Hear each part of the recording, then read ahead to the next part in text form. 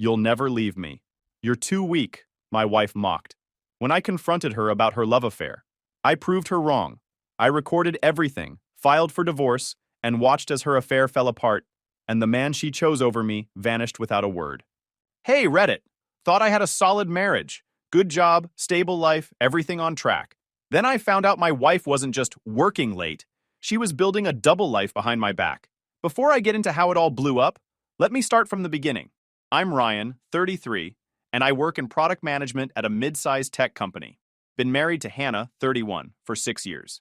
She works in operations for a logistics startup. On paper, things are good. Decent jobs, nice apartment, stable routine. But for the last 3 months, something's been off. I couldn't point to one big thing. More like a handful of little things that, when you stack them together, don't sit right. Hannah started staying late at work a lot. She bought new clothes for the office. She suddenly cared about going to the gym 4 times a week when before she barely went twice. And the part that really started to bug me? She kept mentioning a new consultant on her team named Leo. That's why the text at 4:38 p.m. hit me weird. Heads up, we've got a cybersecurity drill going live. Might run overnight. Don't wait up. We were supposed to meet at that Korean BBQ place she picked. We'd talked about it 3 days ago. She doesn't miss those kinds of plans.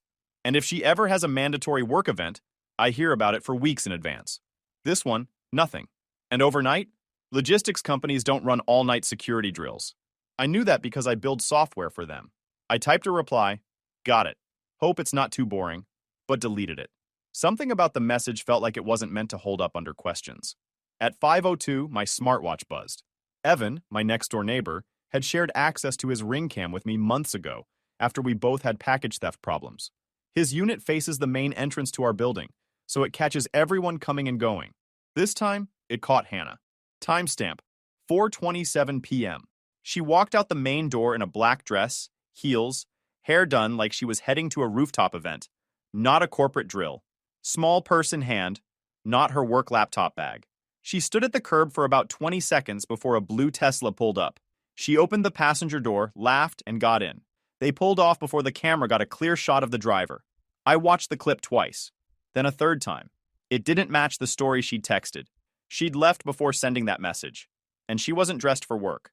I didn't call or text. I didn't blow up her phone demanding answers. I just opened my laptop and created a new folder on my desktop. If she was lying, and when I had proof, I'd want every detail organized. I dropped the Ring footage in there and added a screenshot of the text. By 6 p.m., nothing. Usually she'd at least check in, a still here or a love you. Tonight, silence. I tried to focus on work. Then I made a sandwich. Then I answered Slack messages. But the thought kept circling back. Why would a drill require heels and a Tesla? At 7:42, I sent a text. Hope the drill's going okay. Want me to save you leftovers? Delivered. No reply. At 8:15, I sent another. Any idea what time you'll be home tomorrow? Nothing. I checked our shared phone account. Hannah's data usage was way higher than normal. She was on her phone, just not with me. I still didn't go digging through her accounts or trying to track her down. I wasn't ready for that yet. I just sat there, staring at that Ring video. The timestamp, the outfit, the laugh. At 11:10 p.m., my phone buzzed. Still in the drill. Might not sleep at all. Don't wait up. Short, vague. The kind of message that's meant to end a conversation, not start one. I didn't reply. I just saved the message and closed the laptop. One text. One video. 2 hours of silence. None of it proved anything yet. But it was enough to tell me something wasn't adding up. And I had a feeling I was only at the start of figuring out just how deep that went. At the next morning, Hannah was already gone by the time I got up. Normally, she leaves around 8 o'clock, but today it was closer to 7:15, early even for her. She didn't make coffee, didn't say goodbye, just left a short note on the counter. Busy day. We'll talk tonight. I stared at it for a few seconds before tossing it in the trash. Something about last night still bothered me. If that drill really happened, there should be something official about it. Her company doesn't do spontaneous overnight security runs. That kind of thing is scheduled, logged, and usually announced company-wide. I decided to check. To double-check, I messaged Maya, a friend from my old job who now works in compliance for another logistics firm. Quick question. You ever seen an overnight cybersecurity drill pop up without warning? Never. Those things are planned months in advance. Why? Hannah said her team had one last night. Seemed sudden. Nah. Either they had a major breach or something doesn't add up. Something doesn't add up. Exactly what I'd been thinking. At lunch, I logged into our shared phone account again. I wanted to see if I could figure out where she'd been. We have location sharing turned on. It was her idea back when she started traveling for work. Last night, her phone never pinged anywhere near Skyload's offices. Instead, it showed her parked downtown for 3 hours near a place called Skylight. I knew that name. It was a rooftop gallery and event space. Private, invite only, usually used for influencer dinners and brand parties. Definitely not a place for a cybersecurity drill. I scrolled further down the account page and noticed something else. A payment from Hannah to a friend labeled Wine at Skylight, $64. Sent at 7:14 p.m., right around the time she claimed to be knee-deep in simulated network attacks. I added it all to the folder. Screenshots of the calendar, the location map, the payment record. The folder was getting bigger by the hour. At 4:30 p.m., Hannah FaceTimed me. She was wearing a green vendor badge, not the blue employee badge from Skyload. She wasn't at her office. Still doing drill stuff? I asked. Yeah, boring as hell. When I asked a few basic questions, she got defensive. You're being really needy and paranoid about everything. She ended the call. I sat there for a moment staring at the black screen. It wasn't the words that got to me. It was how fast she flipped the script. I'd asked 3 normal questions, and suddenly I was paranoid. I didn't dare screenshot. I knew she'd get a notification. Instead, as soon as the call ended, I opened a new note in the folder and typed everything I'd noticed. The green vendor badge, the unfamiliar conference room, the defensive tone when I asked simple questions. Then I pulled up her company's internal site. I'd never looked too closely before, but it listed the major updates and scheduled events for the quarter. No drill was listed for any department. At 6:10 p.m., she texted, "Crazy day. Probably gonna crash early tonight. Don't wait up." I checked her location, shopping district, then a residential area, nowhere near her office. I took another screenshot, then another when the location updated at 8:30 to a different block, a residential area I didn't recognize. I didn't text her. I didn't ask where she was. Instead, I opened a new spreadsheet in the folder and started logging everything. Dates, times, places, messages, screenshots. It wasn't about catching her red-handed yet. It was about building a pattern, one I could rely on later if this turned into something bigger. By the time she got home around 11:20, I was pretending to be asleep. While she was in the shower, her phone buzzed with a message from Leo Pizza. I wasn't ready to confront her. Not yet. I still didn't have enough. But the if-when folder was starting to fill up, and the pieces were starting to form a picture I couldn't ignore. She hadn't been at any cybersecurity drill. She hadn't been in any company conference room. And whoever Leo was, he definitely wasn't just a coworker. I knew now that this wasn't just one weird night. Something bigger was happening. And for the first time in our marriage, I wasn't sure how much of what she told me I could believe. By the time Friday rolled around, the atmosphere in our apartment was cold. Hannah barely spoke to me all week. No morning kisses, no real conversations, just routine check-ins and short replies. It felt like she was mentally somewhere else. That morning, she left earlier than usual. She gave me a quick kiss on the cheek without eye contact and said, "Big project today. I'll probably be home late." "Same drill as last Friday?" I asked, acting casual. "Yeah," she said, already halfway out the door. As soon as the door closed, I checked her location on my phone. Something I rarely did, but after everything that had happened, I wanted to know if she was really heading to work. Instead of the usual pin on the map, the screen said, "Location unavailable." I stared at the screen. She'd turned it off. But here's the thing. We shared a phone plan, and the carrier has a family tracking feature that's separate from Apple's Find My. I logged into the carrier account on my laptop. Her phone was still pinging there. She'd only turned off the iPhone feature, probably assuming that was enough. The map loaded. She wasn't heading toward Skyload. She was heading west. At lunch, I drove to her building. Her parking space was empty. I went inside and walked up to the security desk. Just dropping off lunch for Hannah Coleman. The guard, a guy in his 60s I'd seen before at company events, looked up. "Oh, she's not here on Fridays anymore." I blinked. "Sorry." She switched to a 4-day schedule back in July, Monday through Thursday. We almost never see her on Fridays. "July?" I asked. "Yeah, I think it started early July." July. That was 4 months ago. 4 months of Friday projects, emergency meetings, and late nights. All lies. I thanked him, walked back to my car, and sat there for a few minutes with my hands on the steering wheel. This wasn't speculation anymore. She wasn't just being vague or acting distant. She had literally stopped going to work on Fridays and never said a word. When I got home, I opened our toll account and combed through the statements. Sure enough, every Friday for the last 8 weeks, her car had gone through the West Side Toll Plaza around 9:12 a.m. That wasn't the route to Skyload. That was the direction toward the business park where Leo's company was based. I opened her Jim's app next. She'd been checking in every Friday morning around 8:45. I looked up the address. It was part of a shopping center about 5 blocks from Leo's apartment. This wasn't a coincidence anymore. That night, she came home around 6:30 with a shopping bag and the same tired, busy day story. I didn't bring up the missing location or the guard. I just asked how work was. Stressful, she said. We're slammed with this rollout. At the office? I asked, keeping my tone neutral. She hesitated for half a second. Where else? I nodded and dropped it. No point tipping her off before I was ready. Over dinner, she was glued to her phone, barely listening as I talked about my week. When I mentioned I might get promoted this quarter, she didn't congratulate me. She laughed. Promoted to what? Another slightly bigger desk? It's a pay bump, I said. More responsibility. She smirked. I just think you could be doing more, Ryan. You're smart. You could run your own company if you wanted. Instead, you're just stuck. It wasn't just rude. It felt deliberate, like she was trying to make me feel small. Later that night, I got a message from Jess, a mutual friend. Hey, is everything okay with you and Hannah? Why? I replied.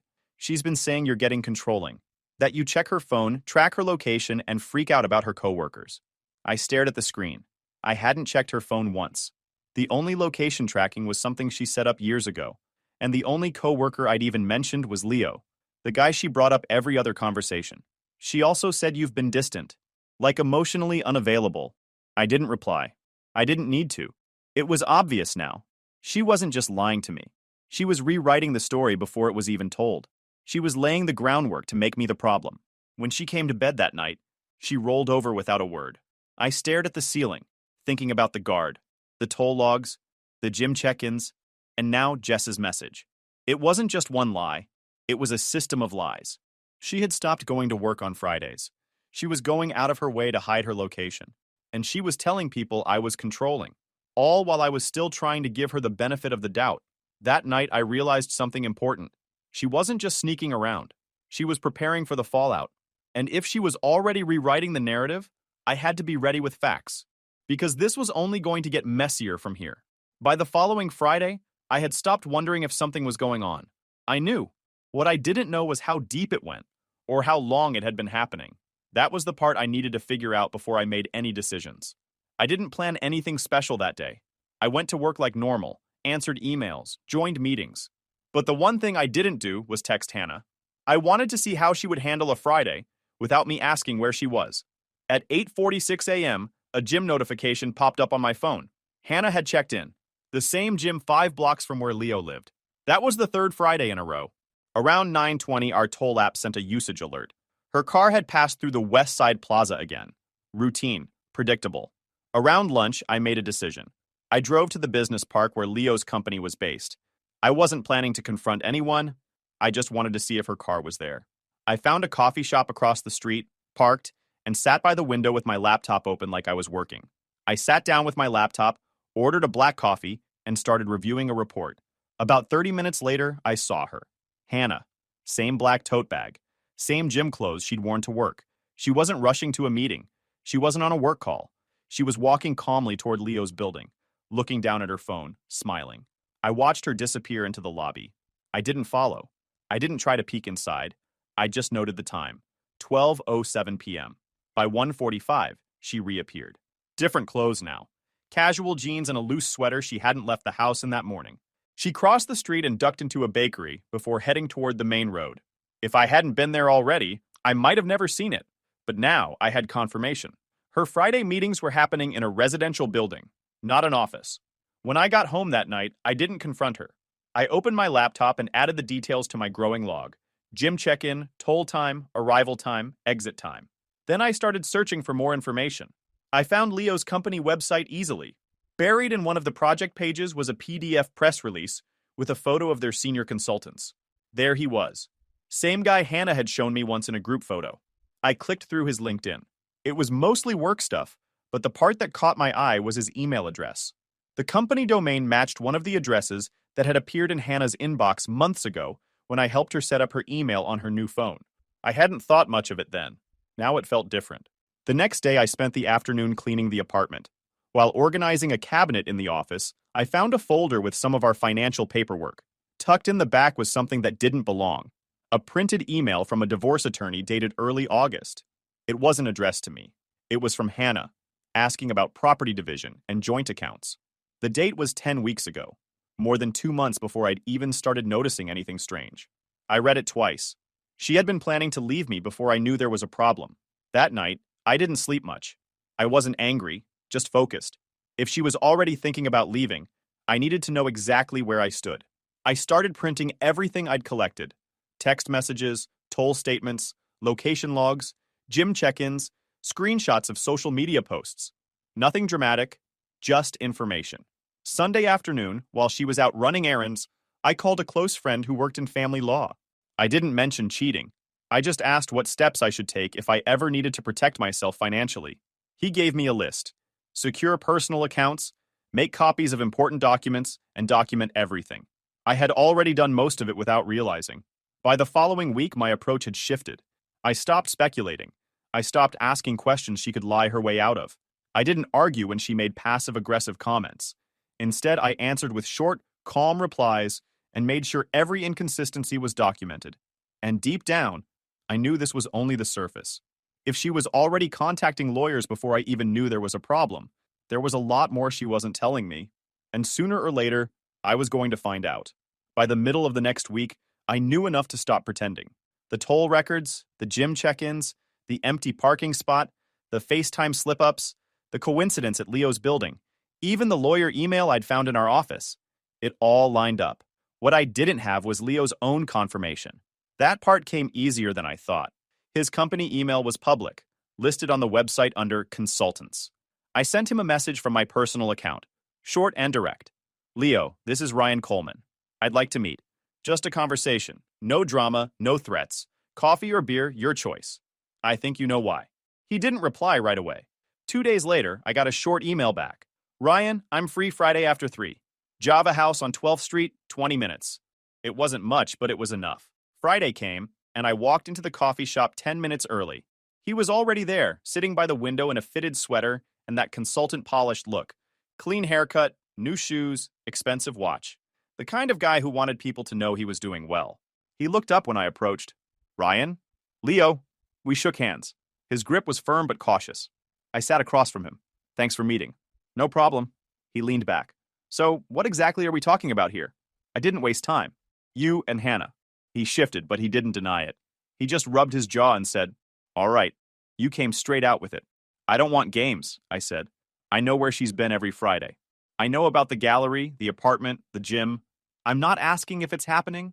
I'm asking if you're going to be straight with me right now. He was quiet for a moment, then sighed. Look, yeah, we've been seeing each other. It started earlier this year. Fridays, mostly. She said things between you two were basically over. That's not true, I said evenly. He raised his eyebrows. That's what she told me. That you were distant, checked out, more into your job than her. Said you'd already talked divorce once. I let that sit for a second. And you believed her? He shrugged. I'm not proud of it, man. But she didn't act married when she was with me.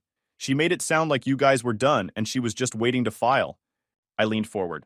You knew she was married, though. You knew. He didn't look away. Yeah, I knew. But I told myself it wasn't my problem. Stupid, I know. I nodded slowly. I wasn't looking for a fight. What I wanted was for him to say it clearly, without wiggle room. And he had. We sat in silence for a few seconds before he added, For what it's worth, she's not planning to move in with me or anything. This isn't some fairy tale romance. I don't think she even knows what she wants. That part I believed. I stood up. Appreciate your honesty. He looked relieved. So, what happens now? That's between me and her. I walked out. That night, when Hannah came home, I was ready. I waited until she put her bag down, until she kicked off her shoes and poured a glass of water. Then I said, Sit down. We need to talk. She looked wary, but sat at the table. I opened the folder I'd been building for weeks and slid it across to her. I know about the Fridays, the tolls, the gym, the building, the gallery, the messages you've been sending your friends about me, the lawyer email, and I talked to Leo this afternoon. Her face drained of color. You... What? He confirmed it. For a second, she just stared. Then she tried to laugh. So you're what? Stalking me now? Meeting up with my coworkers? This is insane. Not insane, I said. Careful. I didn't stalk him. I asked him for coffee. He told me the truth. You've been lying for months. She shook her head. You don't get it. You've been so controlling, Ryan. Always questioning me. Always suspicious. I cut her off. Don't twist this. I didn't check your phone once. I didn't accuse you until I had proof. I asked simple questions and you lied. You lied every single time. Her eyes watered, but it wasn't sadness. It was anger. You're obsessive. You've been building a case against me like I'm some criminal. You made yourself the case, I said. And now it's closed. She slammed her glass down. So what? You want a divorce? That's it? Yes, I said plainly. I want a divorce. She blinked fast. You don't even want to try counseling? You don't want to work on this? You've been working on this with someone else for months. You met with a lawyer before I even knew anything was wrong. You told people I was controlling so you'd have a defense. You made your choice. She wiped her face, then tried one last angle. You'll regret this. You'll end up alone. He'll never want me seriously, and you'll have thrown away everything we built. I'm not the one who threw it away. She laughed bitterly, leaning back in her chair. You'll never leave me. You're too weak. You talk tough now, but you'll cave. You always do. I shook my head. Not this time. She stood, paced, then sat again. You're so calm. Why aren't you yelling? Why aren't you furious? Because I don't need to yell. I already have what I need. I reached into my pocket and tapped my phone. The voice memo app was open. I hadn't hidden it. The little red recording bar was visible on the screen. Everything she just admitted was saved. I'd placed the phone on the table at the start of the conversation. Screen up, recording light visible. She'd been too focused on defending herself to notice. She froze when she saw it. You can't. It's legal here, I said. And it's done. She went pale, then stormed out of the room. I sat there at the table, staring at the folder of evidence. For the first time in weeks, I didn't feel unsure or paranoid. I wasn't guessing anymore. I knew. And from here on, it was about consequences. The night after our conversation, Hannah slept in the guest room. We didn't speak a word the next morning. She grabbed a few things, slammed the front door, and left before sunrise. 2 days later, while she was out, I had the locks changed. I texted her that she could arrange a time to pick up her belongings with advance notice. She didn't respond. The first thing I did was call the bank. I explained the situation and asked them to freeze all joint accounts until further notice. They confirmed they could require dual signatures for withdrawals and limit access to online banking until the divorce was finalized. That was step 1. Step 2. I canceled our shared credit cards and requested new ones in my name only. I didn't want her racking up debt that I'd be responsible for later. Step 3. I called the mortgage company and confirmed, as I already knew, that the condo was in my name only. I bought it 2 years before we got married. Hannah had never been added to the deed. When she came by later that afternoon, I was ready. She walked in like a storm, arms crossed, jaw tight. What did you do? She demanded. Protected myself, I said calmly. You froze the accounts? Are you serious? How am I supposed to live? The same way you plan to live when you started planning a divorce behind my back. Her eyes narrowed. You think you're so smart. You think you're going to ruin me? You're not. I can ruin you faster. Threats won't help you here. It's not a threat, she said. It's reality. I'll tell everyone what really happened. That you were controlling. That you tracked me. That you made me feel unsafe. Nobody will believe your little detective story. I didn't respond. I just handed her a folder. Inside were copies of the toll statements, screenshots of messages, records of her gym check-ins, the lawyer email, the recording of our conversation, and a transcription of my meeting with Leo. Believe me, I said. They'll believe it. She flipped through the pages, her face going pale. You're disgusting. Recording me? Spying on me? I documented the truth, I said. You can spin it however you want, but this is the record. She slammed the folder shut. This isn't over. I didn't think it was, I replied. A week later, I learned just how far she was willing to go. I got a call from HR at my company. They'd received an anonymous complaint claiming I'd engaged in coercive control and emotional abuse in my marriage, and that I had a pattern of similar behavior at work. It was obvious who filed it. The same day, my lawyer called. She's filed a claim, he said. She's alleging emotional abuse as part of the divorce petition. On what basis? I asked. She claims you monitored her phone, isolated her from friends, and threatened her when she tried to leave. I laughed. Not because it was funny, but because it was so predictable. Within 48 hours, mutual friends started messaging me. Hannah says you were controlling. She told us you tracked her every move. Is it true you threatened her? I didn't argue with anyone. I didn't defend myself in group chats. I just told them, I have documentation and the truth will come out. On around the same time, I noticed Hannah had posted a vague Instagram story. Sometimes the person you trust most becomes the person who hurts you worst. I screenshotted it. Vague posting for sympathy while actively cheating. Classic manipulation. And it did. When HR called me into a meeting, I brought a USB drive. It contained everything. Screenshots showing she voluntarily enabled location sharing years ago. The email where she suggested joint accounts. The recording where she admitted the affair and never once mentioned feeling threatened. It also included her text messages to Jess, where she bragged about how she was going to make me look like the crazy one. The HR investigation took about 3 weeks, but once they reviewed the documentation I provided, the conclusion was clear. No evidence supports the allegations, the report said. In fact, documentation suggests the complaint was retaliatory. The legal side moved just as quickly. My lawyer filed a response with the court, attaching the same evidence. Hannah's claim started to crumble. The voice memo where she admitted to the affair and said, "You'll regret this, no one will believe you," was especially damaging. So was the time-stamped email to a divorce lawyer from 2 months earlier. Her lawyer tried to pivot, claiming the emotional abuse was subtle and hard to prove. The judge asked for any evidence, text messages, emails, witness statements, that supported her claims. She had none. What she did have was a long record of deception, a confirmed affair, and evidence she'd been spreading false accusations to friends and coworkers. By the time the preliminary hearing ended, the judge had reviewed the evidence submitted by both sides. He didn't make any grand pronouncements, but his tone made it clear where things stood. Based on the documentation provided, he said, I'm not seeing sufficient support for the allegations outlined in the petition. We'll proceed with standard property and asset division. That was judge speak for, your abuse claims don't hold water. After that day, the tone of the divorce process changed. Her lawyer stopped pushing for spousal support. The property division proposal they sent over was suddenly far more reasonable. It was clear they knew they were negotiating from a weaker position now. Socially, her plan backfired too. A few friends who'd initially believed her story reached out to apologize. We didn't know, one said. We thought you were just being bitter. I'm not bitter, I told him. I'm just done. The entire episode taught me something important.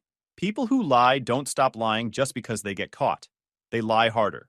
They build new stories on top of the old ones and hope you don't have the patience or the evidence to prove them false. But I did. I had every screenshot, every timestamp, every message. And with each one, her credibility crumbled a little more. By the end of that month, the situation had flipped completely. The false accusations had destroyed what little leverage she had left. Instead of being the victim she tried to portray, she was now the one on the defensive. A cheating spouse who lied to friends, weaponized false claims, and got caught. And for the first time since all this started, I felt the weight lifting. She could twist the story, but the facts were on my side. And in the end, facts were the only thing that mattered.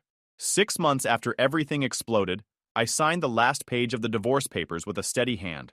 No hesitation, no second thoughts. It was over. We were in a state with a streamlined divorce process. Because we had no kids, limited shared assets, and her lawyer convinced her to drop the abuse claims early on after seeing the evidence, we were able to fast-track it. The entire process went faster than either of us expected. The entire process had gone faster than either of us expected. Once her false accusations were disproved and the evidence of the affair was presented, there wasn't much for her lawyer to argue. The house was mine. The accounts were split cleanly. There was no spousal support, no alimony. It was as straightforward as something like this could ever be. I walked out of the courthouse feeling lighter than I had in years. Life, on the other hand, had started to move forward. I got promoted 5 months after the divorce was filed. With all the chaos behind me, I was sharper, more focused, and more present at work. I also started saying yes to things I'd been putting off for years. A hiking group on Sundays, a cooking class on Thursdays, weekend trips with friends I'd lost touch with. One of the people I met through the hiking group was Ivy. She was funny, straightforward, and didn't pry into my past unless I brought it up. We started grabbing coffee after hikes, then dinner a few times. Nothing serious yet, just easy conversation with someone who didn't come with baggage. My days were full, and for the first time in a long time, I liked the person I was becoming. Hannah's life, from what I heard, didn't go the same way. The company let her go shortly after HR started asking questions about her schedule. Turns out they'd been trying to reach her on multiple Fridays over the past few months for urgent client issues, and she'd been unreachable. Once they reviewed her badge swipes and found out she hadn't been in the office on Fridays for months while claiming she was working on site projects, they had grounds for termination. Lying about your work schedule is fraud. The affair didn't help her case, but it was the dishonesty that got her fired. Word got around. A few mutual friends cut ties. Even Leo, from what I was told, moved to another city and stopped contacting her entirely. Still, she tried. The first message came 2 weeks after the divorce was finalized. A simple text, "Can we talk? Please." I didn't respond. Then came the calls. Dozens of them, most of which I declined. A few I let ring out to voicemail. She sent emails too. Long, rambling messages about how she'd made mistakes and didn't know what she was thinking. I ignored those as well.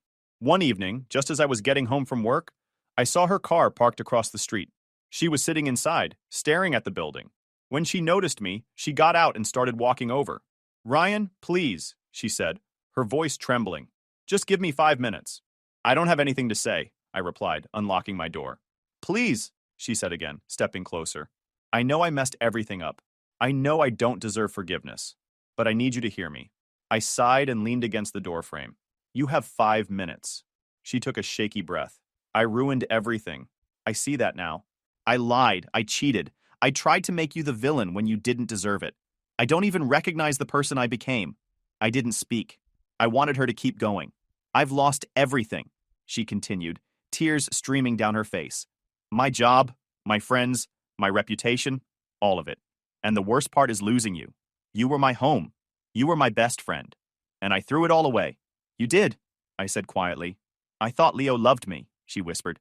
"I thought it was something real. But he stopped talking to me weeks after everything blew up. I was just a distraction to him. And now I'm alone. And I can't stop thinking about how I destroyed the only good thing I ever had." I let the silence stretch. She was sobbing now, shaking, trying to hold herself together. "Please," she said, her voice cracking. She looked like she was about to fall apart. "I know I don't deserve it. But can't we at least talk? Not about getting back together, just talk?" I shook my head. "There's nothing left to say." "Ryan, please." Her voice broke and she wiped her eyes quickly, trying to hold it together. "Leo doesn't even answer my calls. And I know it's my fault. But I need you to know. I'm sorry." "I believe you," I said quietly. "But sorry doesn't fix this. You left me a long time ago," I added. "I'm just catching up." She stood there for a moment, trembling, tears streaming down her face. Then she turned and walked back to her car without another word. She didn't look back when she drove away. That was the last time I ever saw her. The next morning, I went on a hike with the group. Ivy walked beside me and we laughed, traded stories, talked about future plans. It felt easy, honest. For the first time in a long time, I wasn't thinking about what had been. I was thinking about what could be. That's how I knew it was truly over. I'd started a brand new chapter without her. YouTube just dropped this new hype feature. If you're hooked on this story, smash that hype button. It tells YouTube this video deserves to blow up, and it keeps even crazier stories coming your way.